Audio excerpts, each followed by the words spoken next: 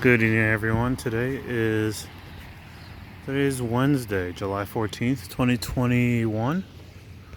It is just a little bit after 6:30, and it's 73 degrees out. A little bit of drizzle, and we are doing our usual walk up Kinoole Street.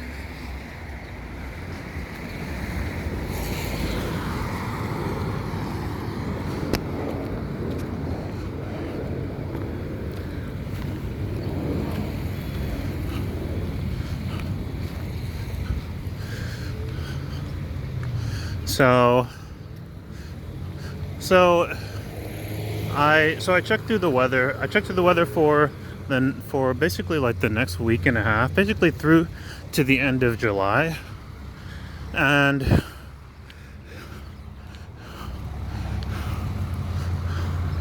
I don't know. I expected it to really start heating up, but it looks like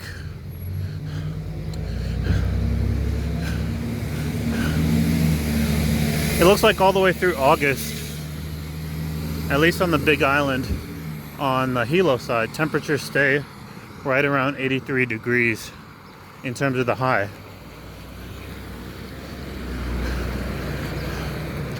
I've been sort of keeping track, maybe a little bit more so, with everything going on this summer with the heat waves in the mainland, because Jesus, I mean, I've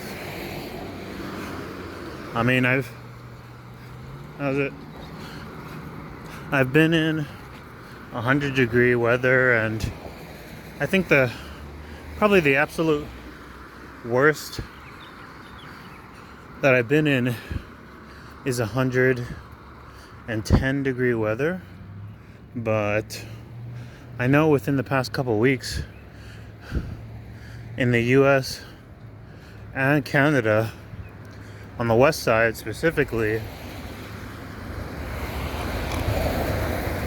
it's gone up as high as 122 degrees.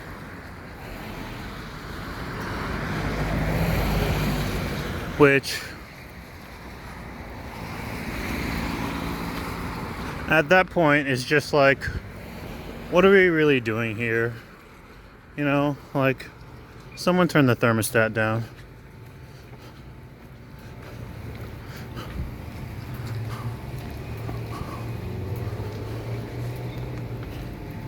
What are we really doing at 122 degrees? Unfortunately, that kind of heat caused a number of fatalities, like hundreds. I can't imagine what happens. I've gotten, I don't know what it's called. There's just a shot of the water for the evening. I don't know what it's called. I forget what it's called when you get sick from the heat. Hyperthermia? Is it hyperthermia? I mean, hyperthermia is just when you're overheating, but I forget exactly what it's called. I think it's called like heat stroke and that sort of thing. So,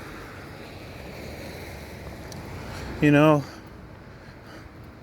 I think in temperatures close to 100 degrees, I've definitely gotten sick and seen and basically dizzy and really kind of nauseated, and what basically happened, I think the only time I've ever gotten sick from the heat is that I basically started seeing colors, like almost as if the wires in my brain were being scrambled a little bit. You know, seeing additional colors everywhere. Everything started getting really colorful. As you know, probably like blues and purples and reds. As I was getting closer to passing out. And so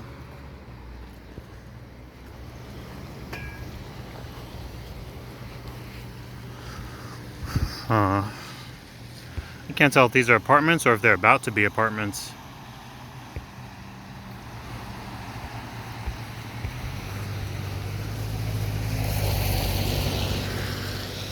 I've been keeping an eye out a little bit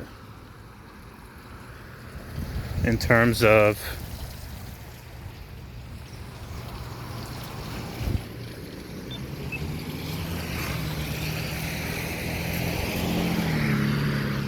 places to live that are a little bit more convenient to work at. Though honestly, where I live now is really not all that inconvenient.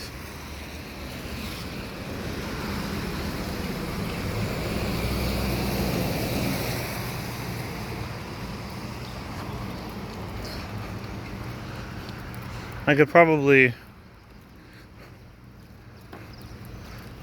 buckle down and find a cheap moped for a few $100s. Maybe I should actually look into that. I've been trying to be good. I've been trying to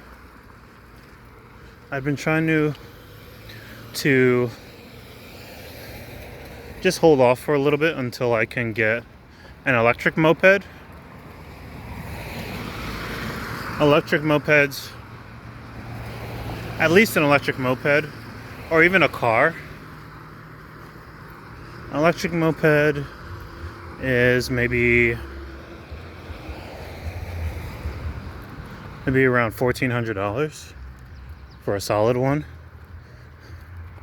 And then a gasoline powered moped, I feel like, is probably around $600. So I haven't done that much digging because, you know, it's like if you have an electric moped, then you just never have to worry about gas. And so, you know, like you just need to charge it and you'll never have to worry about paying for gas the whole rest of the way. And so, in my opinion, I feel like, you know what, like it's no big deal to just walk for a little bit.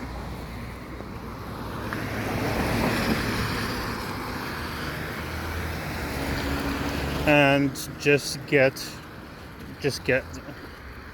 an electric vehicle rather than getting a gas powered vehicle.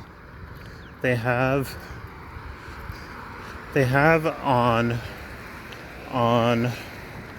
on Chinese sites like Alibaba, they actually sell small trucks.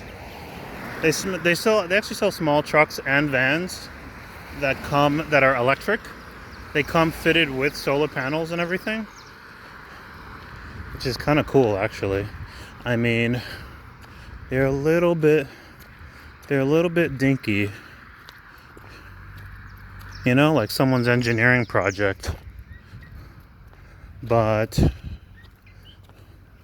basically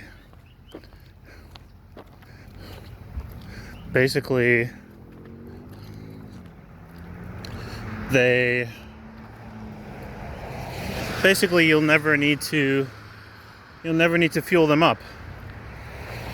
You can plug them in like a normal appliance, like a vacuum cleaner, to charge, but because of the solar panels, whether they're plugged in or not, I think a day's worth of solar panel gives you maybe 25 miles.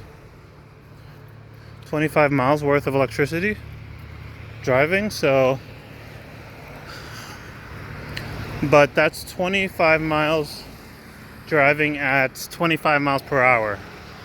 So you're not really able to go too fast. They are definitely vehicles that you basically are just going to use in town. Hilo is actually a perfect type of town where you could get away with having a vehicle like that, because you never really have to get on the highway. I think there's only one interstate here, or one highway, or whatever you want to call it. I think there's only one or two large roads that basically cut across the island, that cut from one side of the island to the other. And if you're not on that road, or on those roads, either of those roads, then you're pretty much in town already, and you're basically driving at the speeds that you see people driving past me right now.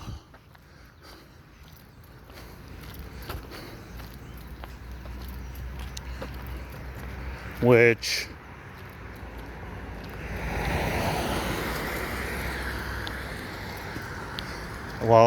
based on this speed limit is around 35 miles an hour. So, oh man, I'm smelling some good barbecue here. I always smell really good barbecue during the summer here so far. A lot of people barbecuing. I mentioned in previous videos that, at least in one other video, that in the States, in the mainland, we usually use hickory smoked, like hickory wood, to barbecue with. You know, like hickory wood. And here they have hickory wood, but what they have here that they don't have on the mainland is guava tree wood that you can use for barbecues. And so I'm a little bit curious to know what that's going to taste like. In any case, in terms of these electric vehicles that you can buy on sites like Alibaba, you know, I want to say they run around $4,000 for like a truck or a van that is electric, fully electric, that's fitted with a solar panel that you will never need to fuel again. And personally, I feel like the biggest flaw, assuming they work okay, assuming they're not gonna just break down on you as soon as they're shipped to you, you know, after driving for a couple weeks, assuming everything works with them okay, the biggest flaw is the speed limit, is the fact that they pretty much, all the ones that I've seen anyway, pretty much just have a top speed of 25 miles per hour. And so I feel like they could put it to maybe like double that, and it would be solid. Maybe like 50 miles per hour would be solid. 25 miles per hour will definitely get you where you need to go within a town like Hilo. But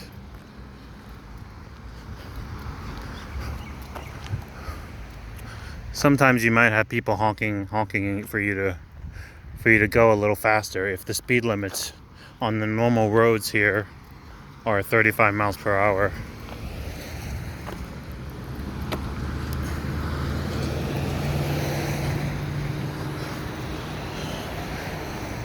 but not bad. I really like the idea of off-grid. I like the idea of off-grid living. A lot of people live off-grid here. I like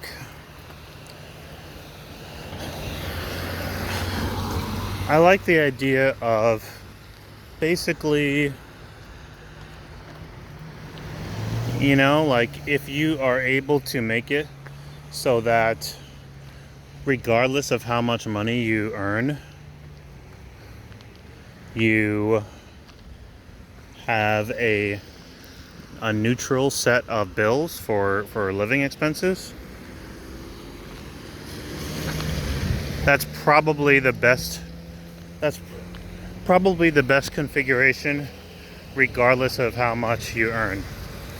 So I've met people here who do like stock trading. I've met people here who just like work on farms and stuff, and I feel like in either situation, whether you are a big shot or not,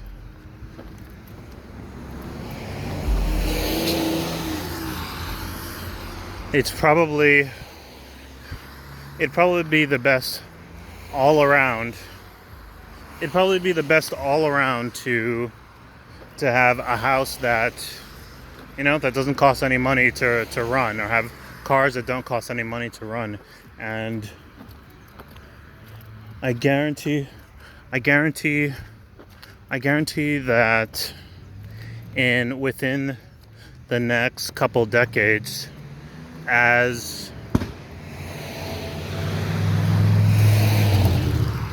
it becomes more and more convenient to set up your house like that, or to set up your cars like that, I guarantee you'll see more and more people doing it, regardless of who they are,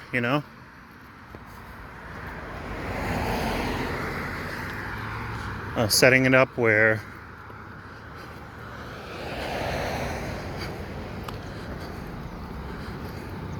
where their house always has electricity regardless of what they're doing, where their house always has water regardless of what's going on. Now the water thing is a little harder. Here it rains a lot, so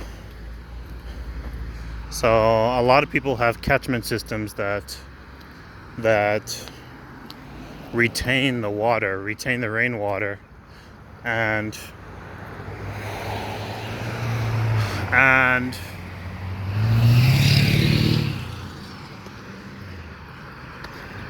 they're able to use it whenever. I think they have huge catchment systems, like 1,000 gallons, and they retain the water. But places where it doesn't rain, that's going to be harder. But I'd like to assume that the more neutral, the better. No matter who you are or what your situation is, it'll just get to a point where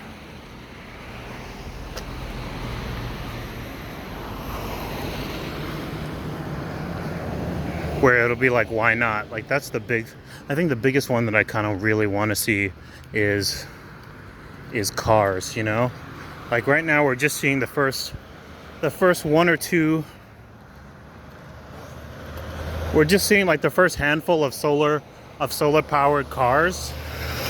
Like, we're just seeing the first handful of solar powered cars like start to actually come into play.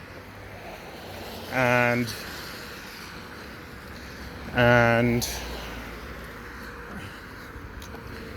I mean, that's like the dream. Like, I mean, unfortunately the technology behind solar it just isn't efficient enough yet. It just isn't efficient enough yet to really be able to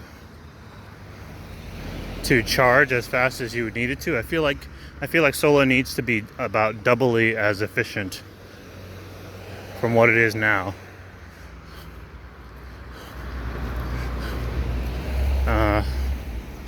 And so